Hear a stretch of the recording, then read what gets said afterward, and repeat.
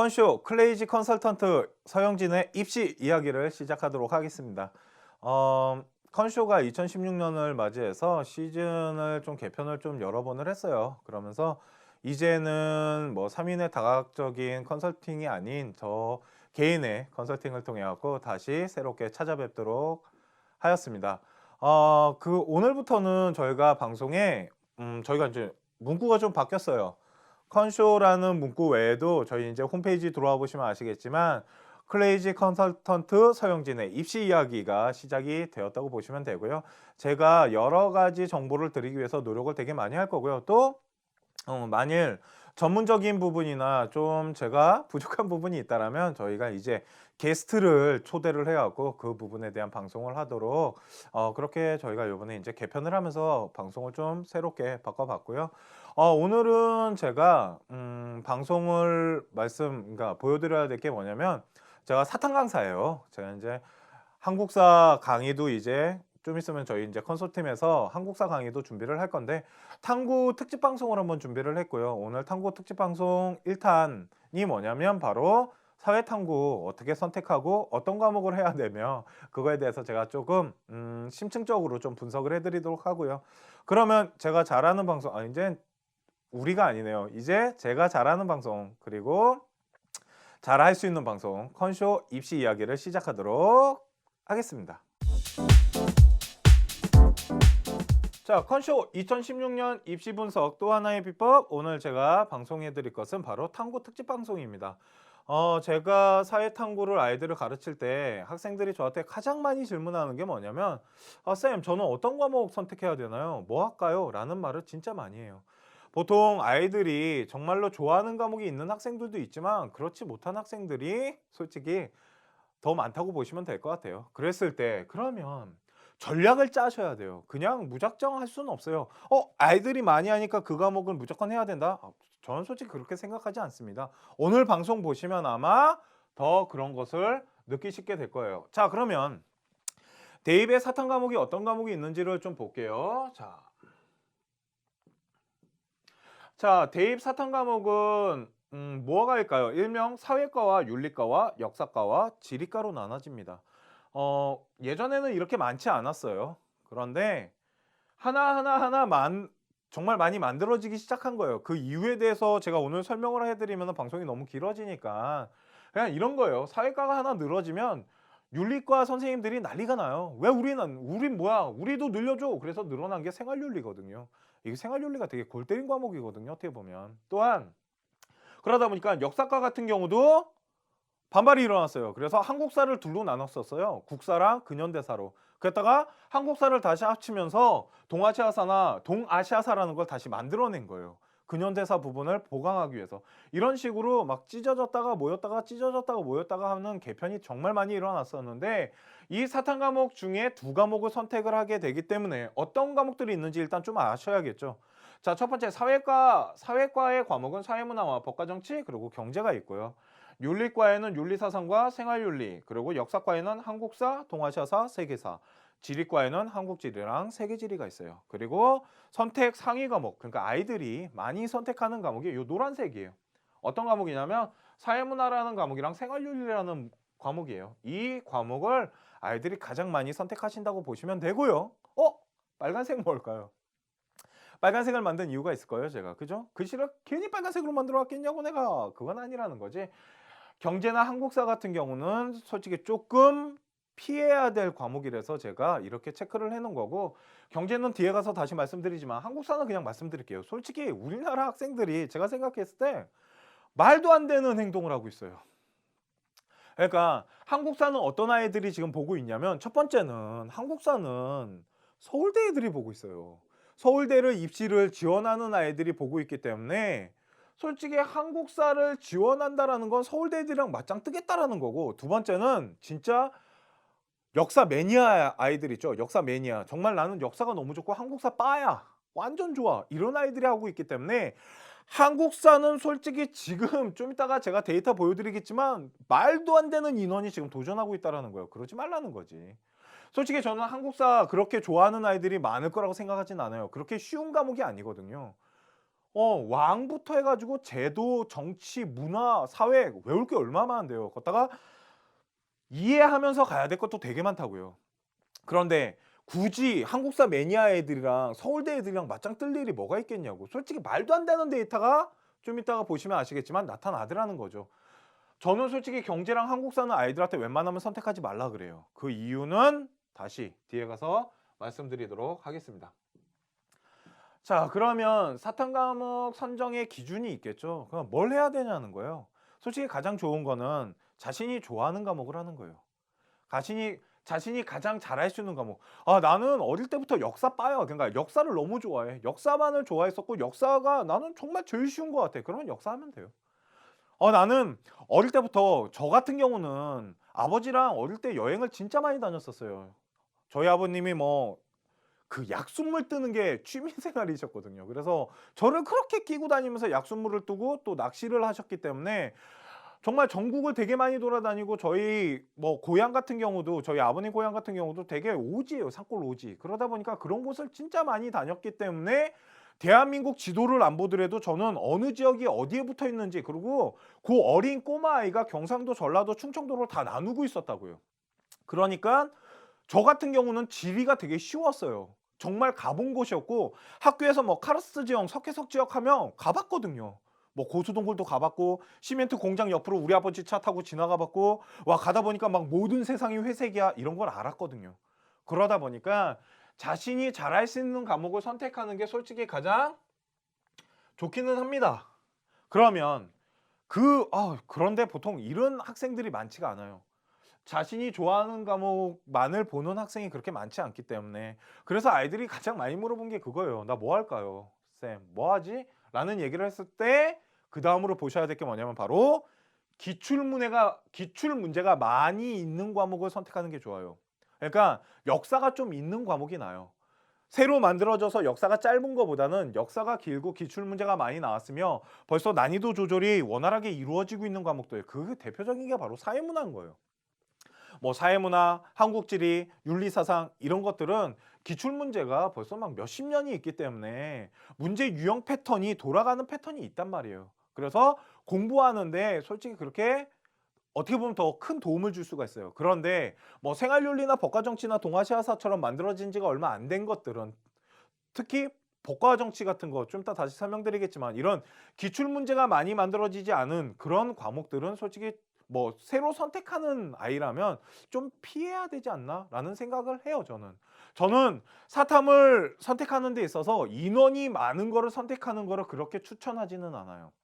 그 이유는 많은 아이들이 하게 되면은 솔직히 못하는 아이들이 밑에 베이스를 많이 깐다라는 전제 조건을 많이 걸어요.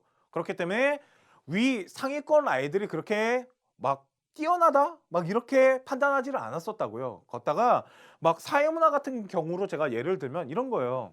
뭐 군대 갔다 와서 시험 본다라는 아이나 아니면 뭐 좀 나이 먹고 이제 뭐 엄마나 아빠가 다시 대학을 도전하는 경우 사탐을 하는 경우 중에 가장 많이 선택하는 게 사회문화였어요.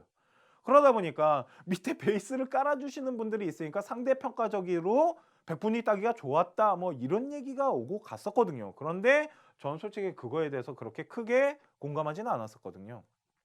그래서 인원이 많은 공부보다는 제가 생각했을 땐 기출 문제가 많아서 유형 패턴을 빨리 파악할 수 있는 과목을 하는 게 좋고요. 그 다음에 과목당 공부를 잘하는 학생을 피해라. 이거 마지막에 할게요. 이게 제일 중요한 겁니다. 이게 제일 중요한 거예요. 과목당 공부 잘하는 아이들을 피해야 돼요. 그거 좀 이따가 다시 할게요. 그 다음으로 하셔야 될 거는 학습량이 적은 과목을 해야 됩니다. 솔직히 학습량 적은 과목이 뭐가 있을까요? 라고 학생들이 저한테 물어봤을 때 항상 똑같이 말해줘요. 첫 번째는 사회문화예요. 사회문화가 솔직히 공부할 게 그렇게 많지가 않아요. 솔직히 수능 특강을 보면은 20강으로 돼 있어요. 어머? 20강으로 돼 있어요. 뭐가? 사문이. 사회문화 같은 경우는 한 20강으로 구성되어 있는데 이게 20강이 아니에요.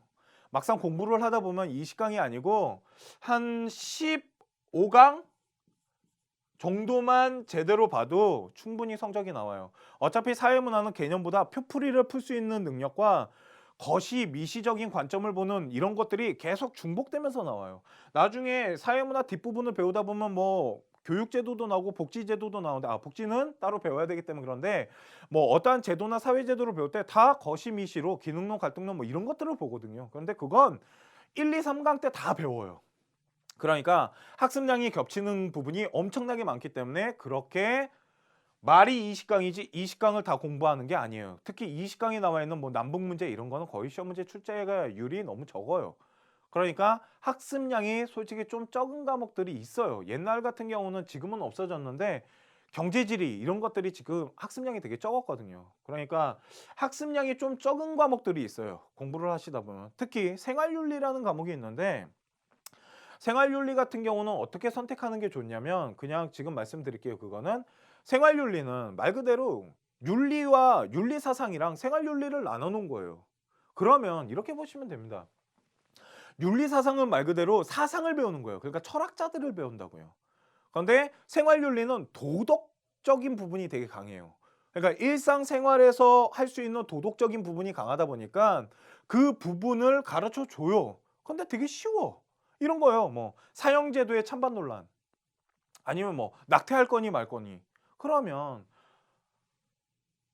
너무 쉽다 보니까 난이도 조절이 안 되더라는 거죠. 그래서 거기에다가 윤리 사상에 있는 철학자들을 조금 집어넣어 놨어요. 뭐 동양 사상가나 아니면 서양 사상가들을 뭐 칸트나 싱어나 아니면 뭐 공자맹자 이런 애들을 집어넣어 놨거든요.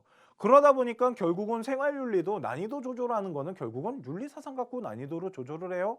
그러니까 윤리 사상을 한 아이들은 생활윤리 하는 게 정말 전 유리하다고 봐요. 그러면 만일 윤리 사상을 한 아이가 생활윤리를 하잖아요. 그러면 학습량이 사회문화보다도 적어요.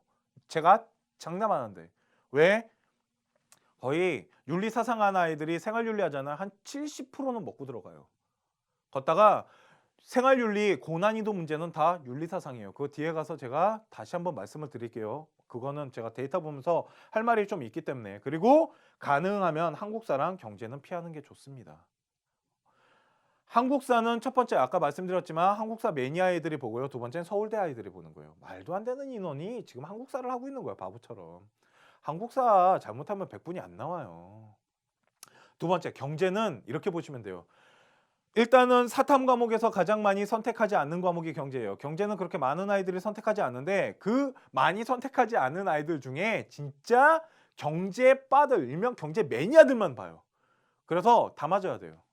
하나라도 실수하면은 100분이 확 떨어져요. 그게 바로 경제예요. 그래서 하지 말라라 그러는 거예요. 가능하면. 왜? 이것 때문에 그래요. 아까 말씀드렸죠.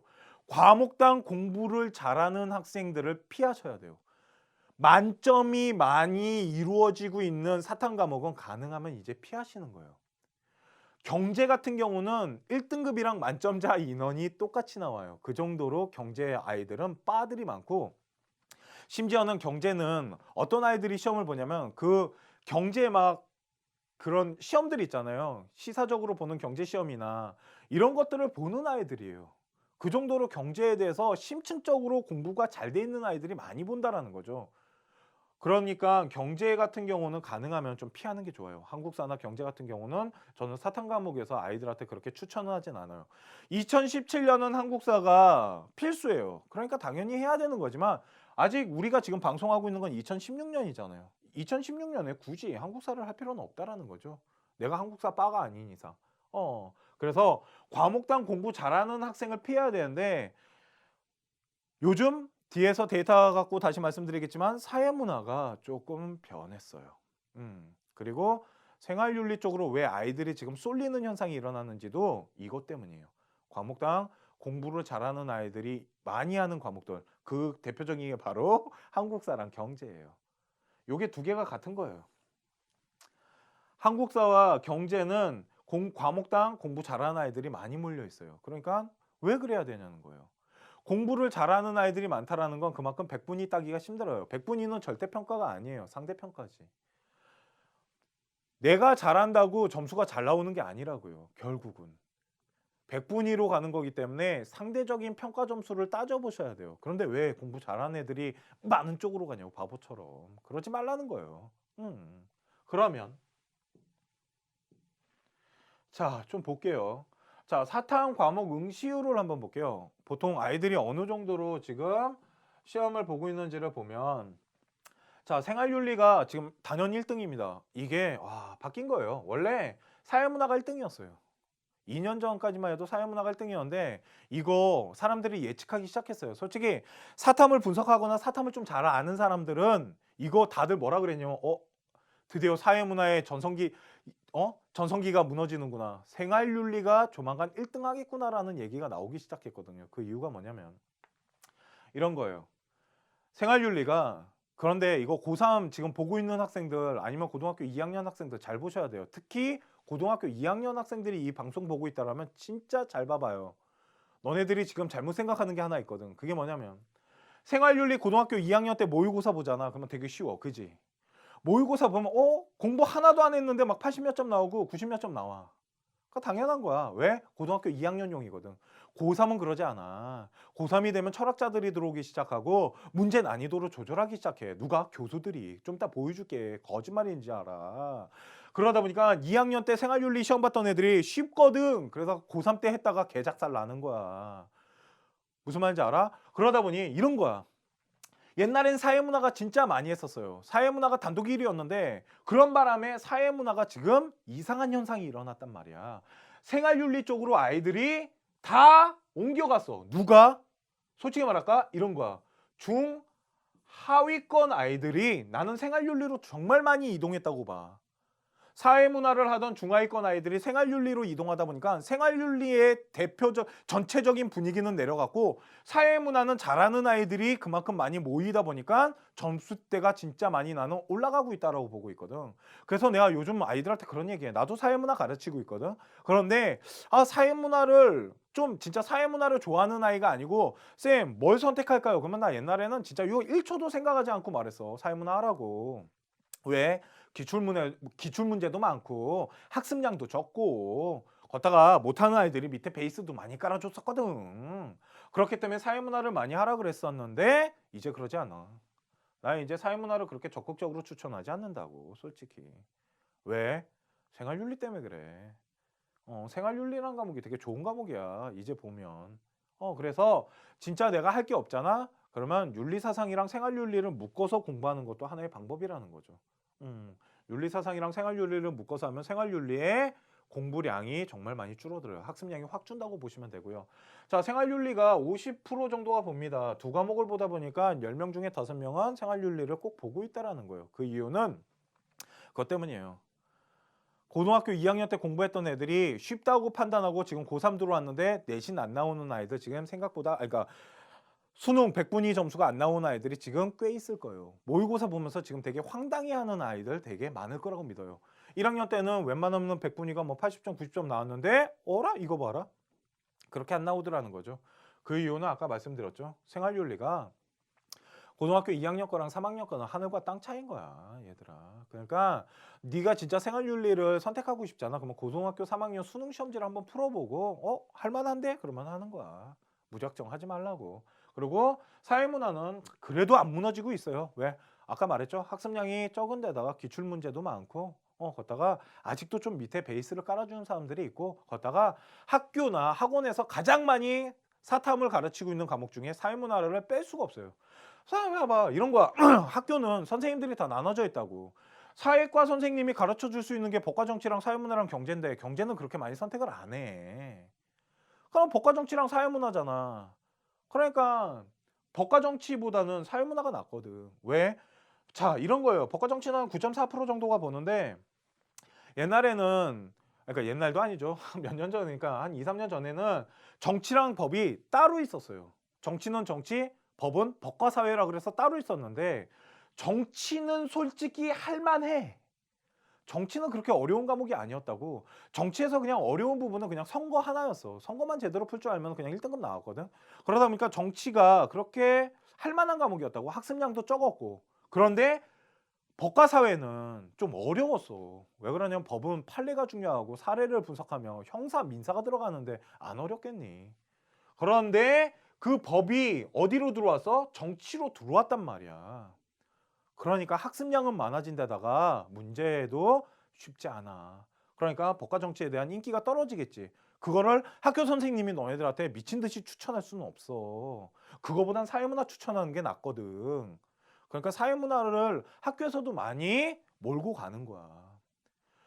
고등학교들 분석 잘 해봐봐. 고등학교 3학년 때 사회문화 하는 학교가 되게 많아. 왜? 수능으로 가져가야 되거든. 고3 때 사회문화를 하는 이유는 두 가지 아니야? 내신도 챙기고 수능도 준비를 시키겠다는 학교의 욕심이잖아. 그러니까 사회문화는 내가 생각했을 때 그렇게 쉽게 떨어질 만한 과목은 아니야. 그 다음으로 많이 하는 거는 한국지리고 그 다음이 윤리사상이면 자 봐요. 이게 말도 안 된다는 거야. 이게 말이 되니? 한국사가 5위야.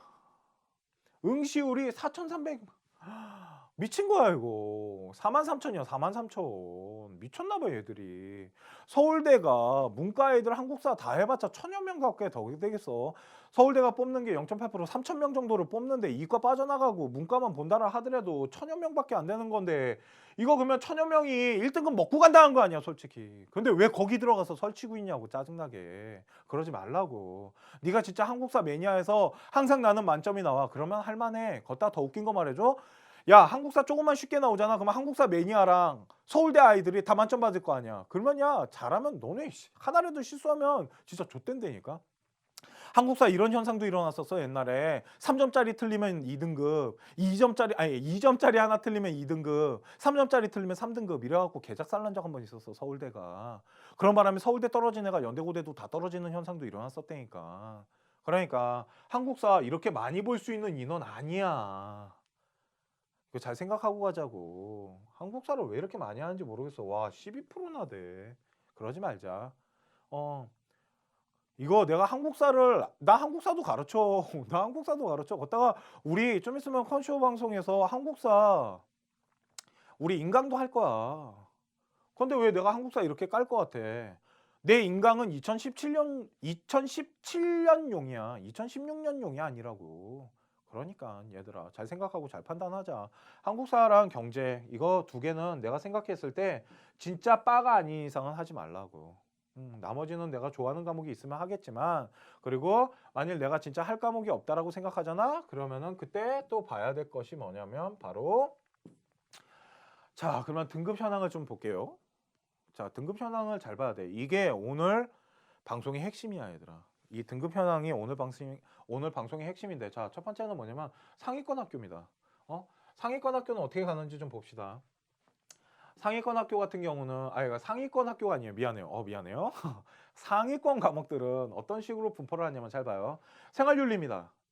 만점 인원이 0.36%밖에 안 돼요. 봤죠? 말했잖아. 쉬운 과목이 아니라니까 얘들아. 왜 그러냐면 철학 문제를 그러니까 윤리사상에 나오는 철학자를 가지고 문제를 졸라 꼰대니까 교수들이 말장난을 겁나 때려가지고 너네들이 다 함정에 빠지게끔 만들어.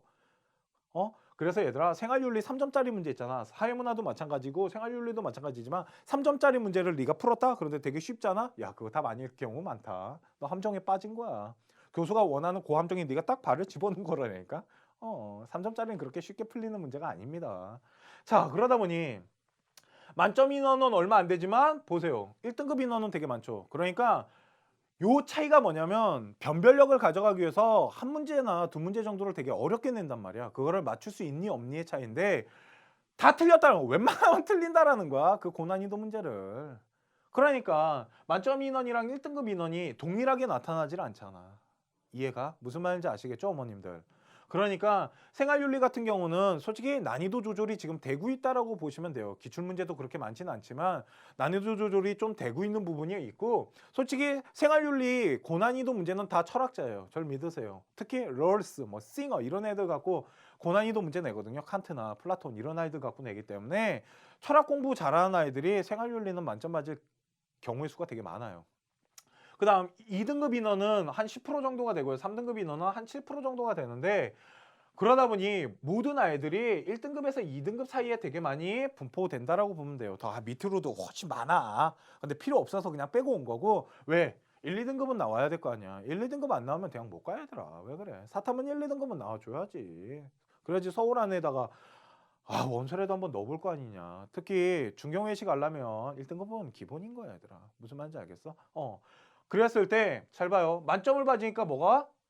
백분위가 100점 나오잖아요. 근데 1등급을 하니까 96이죠. 요 차이 보이죠? 왜? 벌어지거든요. 그러니까 윤리사상 같은 경우, 그러니까 생활윤리 같은 경우는 만점 받으면 몇 점이 나와서 100점이 나온다고. 그 정도로 고난이도 문제가 있다라는 거예요. 변별력을 가져가기 위해서 지금 생활윤리가 노력을 되게 많이 해요. 왜? 고등학교 2학년처럼 낼 수 없다니까. 고등학교 3학년처럼 내야 된다고. 그러다 보니까 난이도 조절이 좀 되는 모습을 보여주고 있고, 자, 그러면 사회문화를 내가 왜 요즘 추천을 안 하는지 보여줄게요. 예전에는 한 2년 전만 해도 내가 사회문화 완전히 빠였어요. 애들한테 그냥 무조건 사회문화 하라 그랬어. 그런데 지금 왜 그러지 않냐면, 아까 이거는 그냥 제 생각이에요. 제 전제 조건이 좀 깔린 거고 제 생각인데, 사회문화를 많이 하던 아이들 중에 중하위권 밑에 깔아주던 아이들이 어디로 이동했다고 나는 믿냐면 생활윤리 쪽으로 좀 많이 이동했다고 믿어요. 왜? 쉬워 보이거든. 나는 공부를 별로 안 했는데도 성적이 나오는 건 사회문화가 아니에요. 생활윤리지. 그러다 보니까 중하위권 아이들이 좀 많이 이동을 함으로써 밑에 받쳐주는 데이터가 생활윤리 쪽으로 이동했다고 생각이 들어요. 그러다 보니 사회문화는 어떤 아이들이 하냐면 잘하는 아이들이 좀 몰리기 시작했다라는 게 제 1차 분석이고, 두 번째는 학교에서나 학원에서도 사회문화를 되게 많이 몰고 있어요. 그러다 보니 좀 잘하는 아이들이 시간을 아끼면서 공부할 수 있는 게 바로 사회문화다 보니까 잘하는 아이들이 상대적으로 많이 모였으며, 세 번째, 기출문제가 워낙 많이 나오고 표풀이가 쉬워지면서, 사회문화에서 원래 난이도 조절은 표풀이 갖고 있는데 표풀이가 좀 쉬워지면서 뭐가 나타났냐면 만점자가 대거 나타나기 시작했어요. 그러니까 사회문화는 만점을 받아야지 1등급이에요. 하나라도 틀리면 등급이 떨어지는 경우가 생기더라는 거죠. 자, 보시면 이거예요. 만점자가 8,500명인데 5.36%고 이거 보세요. 똑같이 떨어지잖아. 1등급이랑 만점자가. 그러니까 만점을 받아도 100분위가 97점밖에 안 돼요. 원래 1등급이 97점 정도가 나와야 되는 거예요. 그리고 2등급 봐요. 90점으로 확 떨어지는데 그 이유는 뭐냐면 이거예요. 이제 하나만 틀려도 2등급 떨어진다라는 거야. 사회문화는. 그리고 그 밑으로 더 많은 인원들이 깔리기 시작한다는 거죠. 그러니까 사회문화가 예전처럼 그렇게 넉넉한 과목은 아니라는 거예요. 이건 내 생각이겠지만 사회문화는 이제 정말 열심히 공부를 해야 돼요. 만일 1등급을 받으려면. 그냥 옛날처럼 학습량 적대. 할 게 별로 없고 기출문제도 많이 나와 있어서 문제 유형 패턴만 보면 되고 표풀이를 잘하면 된대. 그냥 뭐 한번 해보지 하지 말라고요. 이거 진짜 잘 판단하신 다음에 하셔야 돼요. 거기다가 사회문화는 외울 게 거의 없어요. 그래서 아이들이 좀 많이 선택하지만 이해하지 못하면 개작살 나는 게 또한 사회문화예요. 그 다음으로 많이 선택하는 건 바로 한국지리입니다. 한국지리는 이렇게 보시면 돼요. 1등급 인원이 7.34%밖에 안 돼요. 그러니까 7.34%나 돼요. 이 이야기는 뭐냐면 한국지리도 하나를 틀리잖아요. 그러면 1등급 라인으로 아이들이 진짜 많이 몰리고 있다는 거예요. 그런데 대체적으로 봤을 때 봐요. 여기 이렇게 그을게요. 이제는 사회탐구 같은 경우는 한두 개만 틀려도 점수대가 확확 내려간다는 게 이 표에서 보여지는 거예요. 뭐 생활윤리나 사회문화나 한국지리나 윤리사상이나 분포대를 보면 거의 하나, 두 개 틀리게 되면 등급대가 확확 떨어져요. 그러니까 제가 이런 얘기해요. 용의 꼬리가 흔들려서 대학 레벨이 달라진다고. 아이들이 사회문화나 그러니까 사탐을 되게 많이 무시하는데 그렇지 않아요. 사탐이 어떻게 무너지냐에 따라서 대학 레벨이 확 달라져요. 봐봐. 100분위 얼마나 많이 차이 나나 봐요.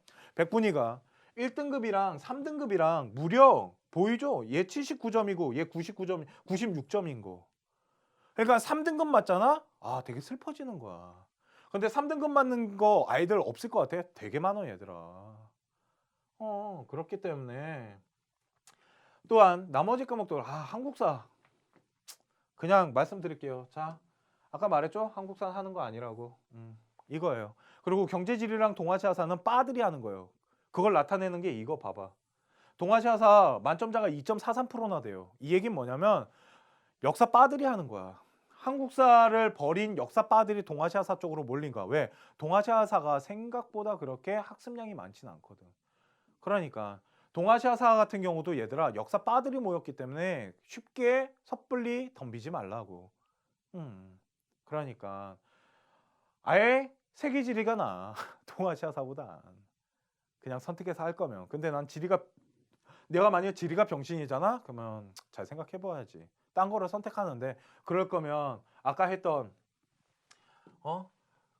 그런 경우라면 아까 했던 생활윤리나 사회문화 이게 나아. 여기에서 선택하는 게 낫다고. 세계사보다는. 무슨 말인지 알겠어? 동아시아사 같은 경우도 역사파들이 좀 많이 모여 있다라는 거고, 세 번째는 법과 정치 세계사 경제인데, 자, 경제 봅시다. 법과 정치는 아까 말해줬죠. 법과 정치가 합쳐지면서 법이 생각보다 되게 어렵다고. 쉬운 과목이 아니에요, 법이라는 게.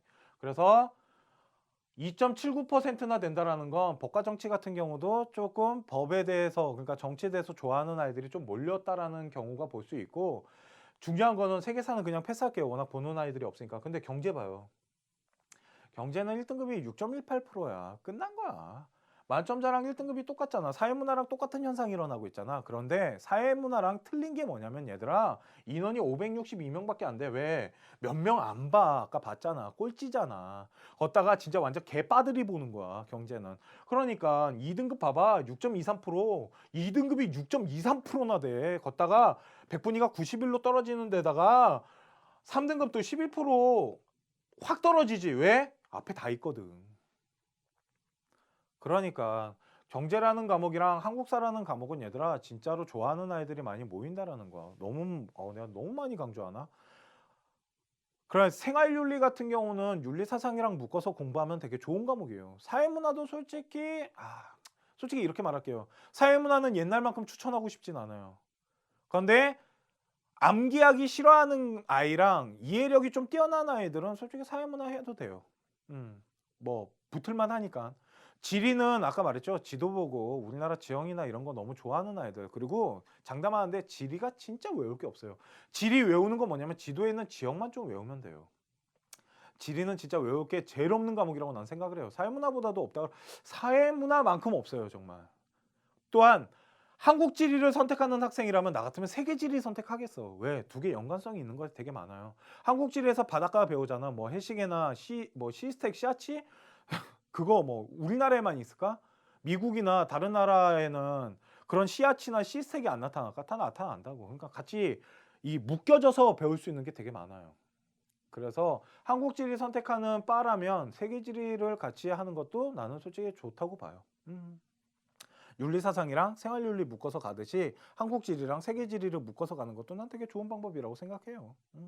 그래서 일단은 제가 비추하는 거는 경제랑 한국 지리고, 솔직히 좀 추천을 하는 과목은 생활윤리와 윤리사상, 그리고 한국 지리를 할 거면 세계 지리 아니면은 사회문화. 그나마 사회문화가 그래도 다른 과목에 비해서는 괜찮다라는 거죠. 왜 많은 사람들이 하겠냐는 거야. 다 이유가 있다라는 거지. 일단은 사탐이라는 과목을 선택하는 기준은 내가 생각했을 때 그건 것 같아요. 일단은 자기 자신이 좋아하는 거 하는 게 맞아요. 그리고 내가 잘할 수 있는 과목을 하는 게 좋고, 가능하면 좀 연관성이 있는 과목을 하는 게 좋아요. 그거 뒤에 가서 다시 한번 해드리고요. 자, 그러면 원래는 이거는 내가 안 하려고 그랬는데 봐요.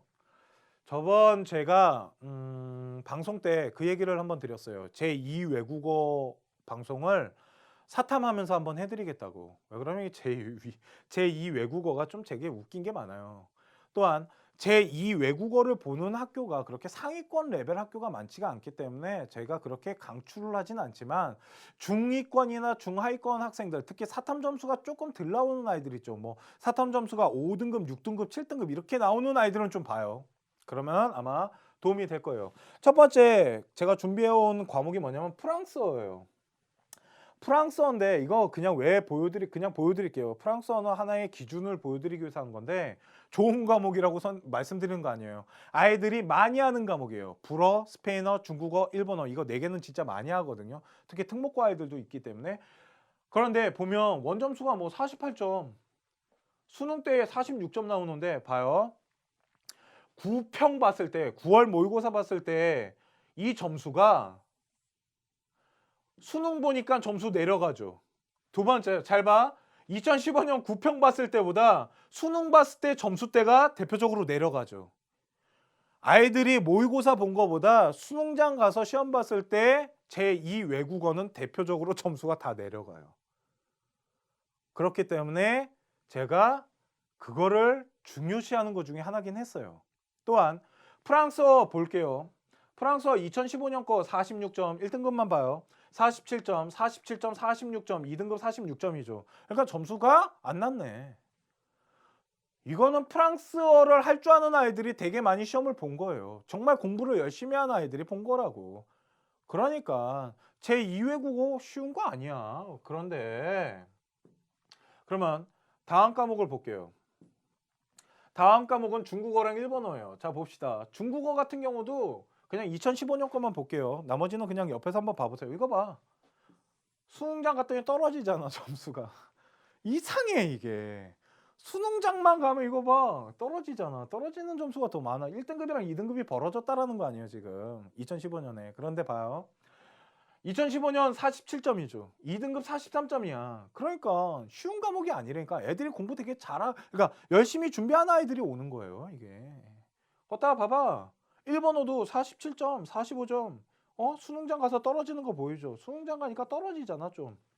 점수대가. 그죠? 그러니까 수능장 가면 이상하게 애들이 점수 시험을 못 봐. 그러니까 백분위 따기가 더 좋기는 해. 여기 봐요. 1등급 49점인데 여기 45점이잖아. 4점이나 벌어지죠. 사탐은 이렇게 벌어지지 않아요, 이제. 아까 말했잖아. 사탐은 한두 개만 틀려도 확확 떨어지는데. 그러니까 제 2외 국어 같은 경우는 그만 47점, 45점이라는 건 아이들이 공부를 하고 있다라는 거예요. 그러니까 섣불리 덤빌 만한 과목은 아니야. 그런데 저번에 우리가 컨쇼 방송할 때 제2외 국어 얘기가 왜 나왔냐면요. 이것 때문인 거예요. 지금부터 보여드리는 거 보여드릴게요. 잘 보세요. 러시아어는 3, 4년 전까지만 해도 내가 이거 3, 4년 걸 갖고 왔어야 되는데 죄송해요. 러시아어가 49점. 미안요. 자, 러시아어가 49점 겁나 높죠. 걷다가 48점, 42점, 47점, 42점. 그런데 봐요. 3등급 봐. 3등급 18점. 이게 왜 그러냐면요. 이게 왜 이런 현상이 일어났었냐면 18점 보여? 18점? 요 사이 점수차 보여? 이게 러시아어가 이 앞으로 가잖아요. 그러면 10몇 점이 2등급 막 이랬어요. 왜? 러시아 공부를 안 했거든. 애들이 다 뭐 했냐면 찍었단 말이야. 그냥 찍어서 시험 본 거야. 누가 러시아 공부를 해. 그냥 찍은 거지. 그런데 소문이 난 거예요. 러시아어는 애들이 공부를 안 한다.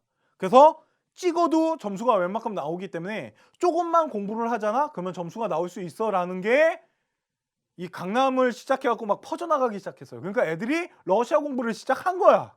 그 2014년에 나타난 거예요. 그러니까 막 48점, 42점. 공부한 아이들은 점수를 잘 맞았는데 그 밑에 애들은 다 뭐 하는 건 줄 알아? 또 찍은 거야. 그 소문만 듣고. 찍으면 잘 나온대. 그런데 아까 말했잖아. 5, 6등급 나오는 아이들이 잘 찍어서 18점으로 3등급 나와봐. 그게 어디야. 백분위가 다른데. 그러다가 2015년 되니까 보이죠. 3등급이 42점까지 올라간 거. 왜? 애들이 공부를 이제 좀 하는 거야, 러시아어는. 그러니까 러시아어를 보면서 이제 찍는 시대는 끝난 거야. 이제 러시아어의 시대는 끝난 거지. 우리 찍는 학생들은. 그러니까 얘네들은 공부를 하는 학생들이야. 그래서 무슨 얘기가 나오기 시작했냐면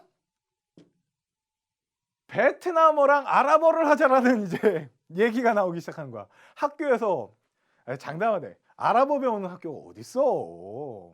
내가 특히 아랍어는 내가 인강을 들어봤어요. 인강을 듣고 책을 뽑았어. 그래서 아랍어를 내가 1, 2강을 공부하면서 느낀 게 뭔지 알아? 내가 왜 공부했냐면 혹시나 이거 점수를 만들 수 있는 좀 법칙 같은 게 있지 않을까? 뭐 이런 생각이 좀 있어서 한번 분석을 해봤는데 개뿔 그런 거 없어. 겁나 어려워 아랍어. 그 지렁이 글씨가 그러면 잘 봐요. 베트남어부터 갈게요. 베트남어 같은 경우는 무슨 바람이 불었었냐면 찍어도 점수가 나와 라는 얘기가 나오기 시작한 거예요. 그러니까 베트남어를 공부하는 학생들이 별로 없었기 때문에 찍어서 점수를 만들자라는 게 러시아어 다음으로 나타나기 시작해서 잘 봐요. 1등급은 43점이죠. 1등급은 43점이었어요. 그런데 2등급 21이고 얘 16이죠. 이거 두 개 찍은 거야. 이 밑으로 애들 다 찍은 거라고. 얘만 공부한 거야. 공부한 아이들이 왜 없었겠어. 말했잖아. 아까 러시아어랑 똑같은 거예요. 옛날엔 진짜 다 찍었다고. 다 찍어서 그냥 시험 본 거야. 누가 베트남어를 공부해서 시험을 봐. 다 찍지 그냥. 근데 이 막 이제 열풍이 분 거야. 사타함보다 제2외국어 점수 따기가 쉽고 사타함 보험용으로 제2외국어를 해볼까? 해가지고 만든 게 바로 베트남어 쪽으로 학부모들이 모여가지고 그룹을 만들어갖고 베트남 선생님 하나 데려다가 수업을 했다고. 진짜 강남에서 그랬다고. 그러니까 얘네들은 뭐냐면 공부한 애들, 안 한 아이들부터 찍은 거야. 21점 잘 찍었네. 이해가? 그런데 2015년이 되면서 보이지? 공부하는 학생들이 늘어나기 시작했어. 더 재밌어, 그지? 봐봐. 러시아어랑 똑같이 되지. 점점 공부 잘하는 애들이 늘어나더라는 거야. 그러면서 모든 시선이 이제 어디로 가? 아랍어로 가는 거야. 설마 아랍어 공부는 안 하겠지. 아랍어 공부한 학교는 거의 없다고 봐 난. 그러니까 자체내로 공부를 해야 되거든. 야, 아랍어 선생 어디 가서 데려올래? 그래서 아랍어도 똑같은 현상이 일어나는 거야. 공부한 애와 찍은 아이들. 공부 다 찍었어. 다 찍었어. 2015년에는 다 찍었어. 공부한 아이들이 그렇게 많지도 않아.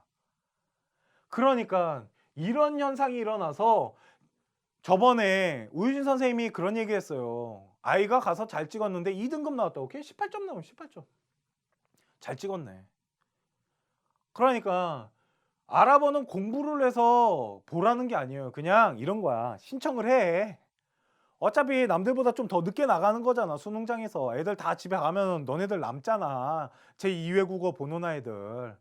남아갖고 아랍어 찍고 기지개 한번 피고 나가서 애들이랑 뭐하고 놀지 그거 생각하는 거야 얘들아.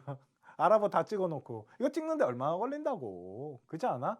걷다가 내가 그냥 분석을 그렇게 막 집중적으로 하진 못했지만 내가 지금까지 아랍어를 분석한 결과 EBS 교재에서 연계한다라는 거야. 자, 그렇기 때문에 이거 잘 찍으라고 이 얘기를 했던 거예요.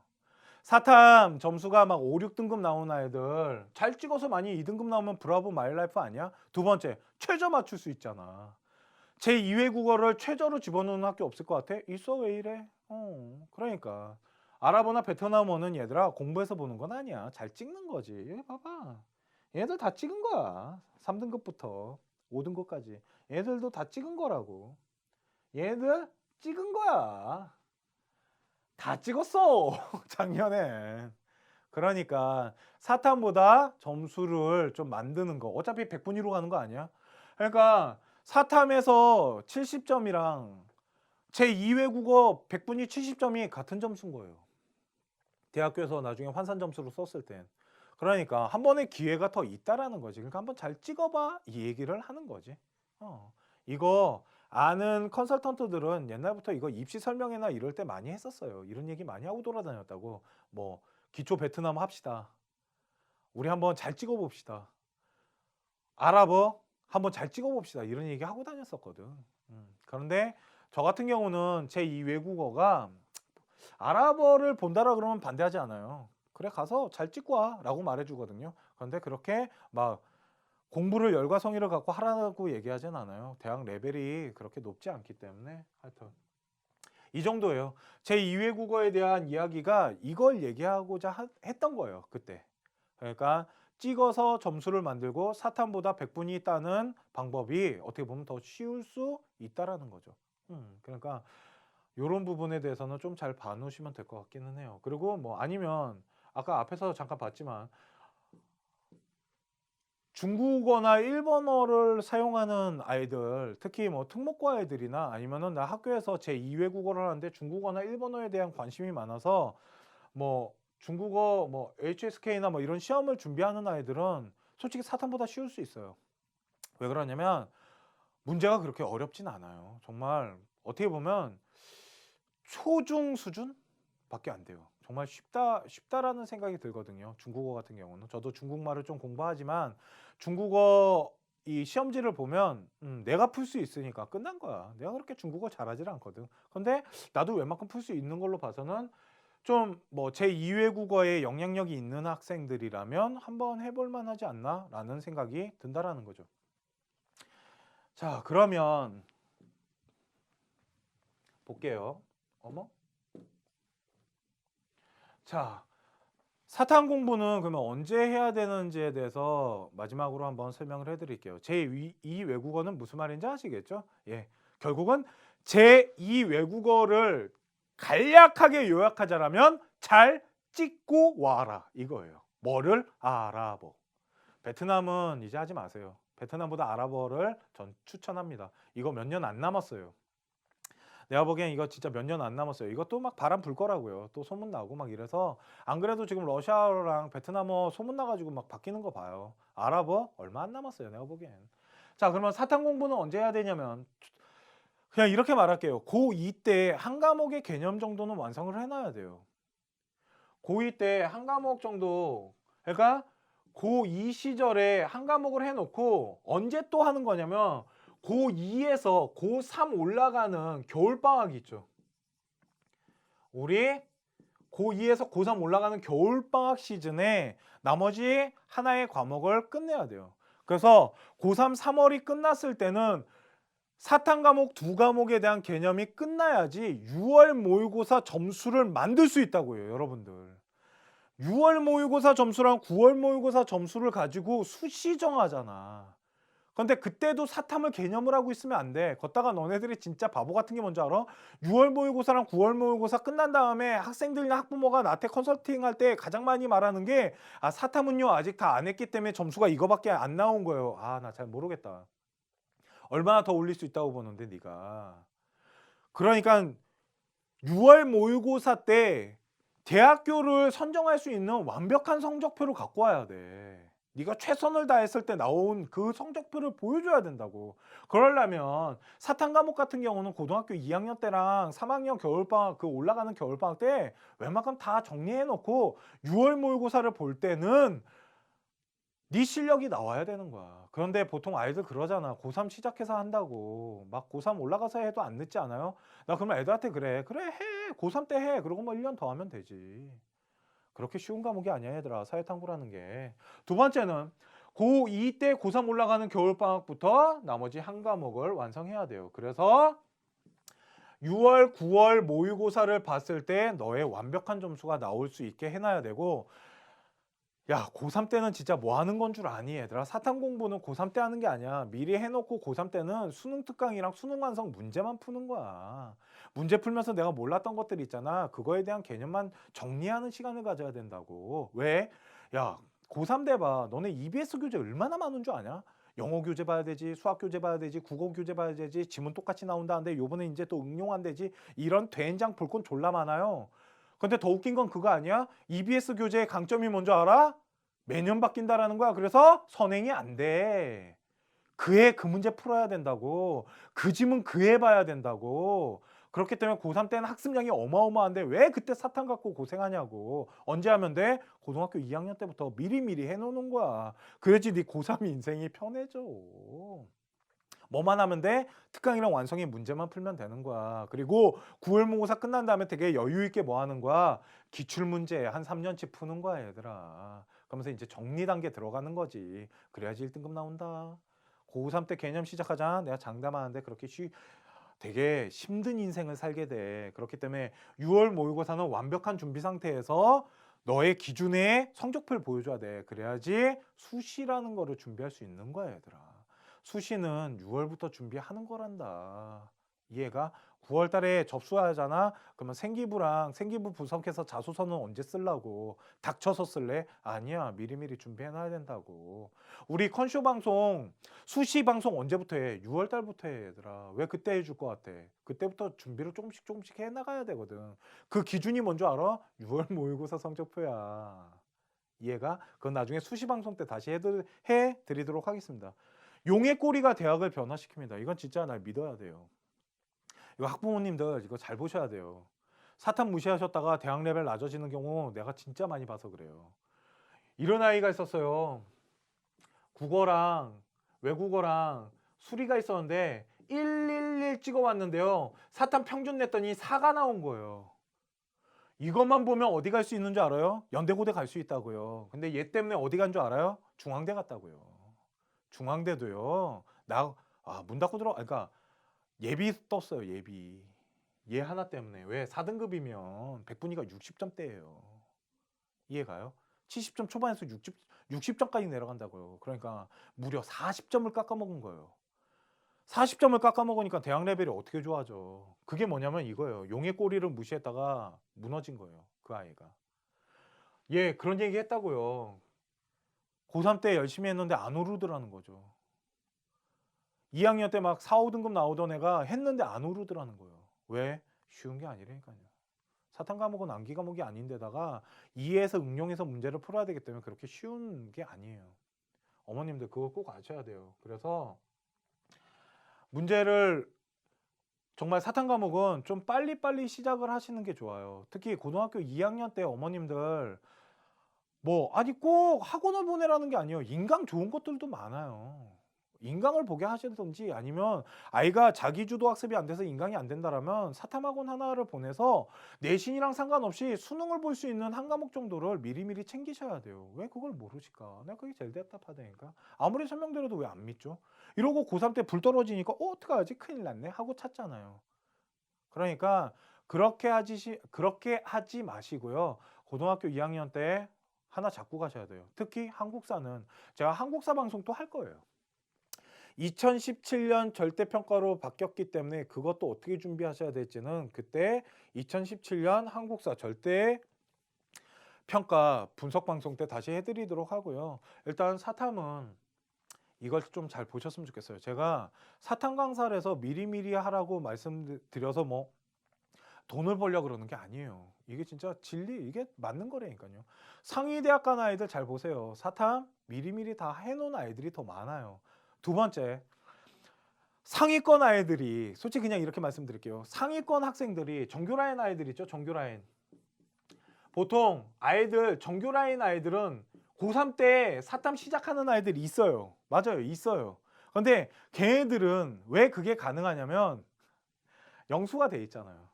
국어, 영어, 수학이 기본이 다 돼 있으니까 시간이 돼요. 사탐을 할 수 있는 여유적인 시간이 있다고요. 왜? 그 EBS 지문 하나 푸는데 얼마 안 걸려 걔네들은. 그러니까 시간적인 여유가 있으니까 이거를 할 시간이 있다고. 그런데 이런 아이들이 아니면 시간이 없다고요. 왜? 교재 볼 게 얼마나 많으면 기출문제는 또 언제 볼 거고. 그러니까 미리미리 해야 된다라는 얘기를 제가 말씀을 드리는 거고, 고등학교 2학년 때 하나의 과목을 내신이랑 같이 하면서 좀 정리를 하시고요. 그리고 고3 겨울방학 때 한 과목을 맞아 하셔갖고 6월 모의고사 때는 완벽한 성적표를 갖고 오는 게 그 아이가 좋은 대학을 갈 수 있는 방법 중에 하나입니다. 꼭 그 부분을 진짜 좀 잘 보셨으면 좋겠어요. 너무 늦게 시작을 안 하시는 게 좋고요. 아까 과목을 선택하는 데 있어서는 아까 말씀드린 것처럼 좀 공부 잘하는 아이를 피하는 게 가장 좋기는 해요. 그죠? 공부를 잘하는 아이들. 아까 데이터 보여드렸잖아요. 사회문화 보셨죠? 경제 보셨죠? 한국사 보셨잖아요. 그런 과목 잘 모르겠어요. 그리고 또 연관성이 있는 과목을 선택하는 게 전 좋다고 생각해요. 생활윤리를 할 거면 윤리사상을 하고, 한국지리를 할 거면 세계지리를 하고, 그런 식으로 연관성이 있는 거를 하는 게 좋고, 가장 좋은 건 학생이 가장 좋아하는 과목을 하는 게 가장 좋은 거라고 저는 생각을 합니다. 자, 오늘 사탐 방송은 일단은 이 정도예요. 그러니까 선택의 기준, 그리고 언제 해야 되고, 그리고 비율은 어떤 식으로 나오며, 제2외 국어는 아까 말씀드렸죠? 잘 찍고 와. 그겁니다. 그래서 좀 사탐 때문에 대학 레벨이 바뀌지 않고 사탐 점수로 인해서 대학교가 무너지지 않는, 사탐이 발목 잡혔다라는 얘기를 안 듣기 위해서는 좀 미리미리 준비를 하시는 게 좋고요. 제 사탐 방송은 오늘은 여기까지 하도록 하겠습니다.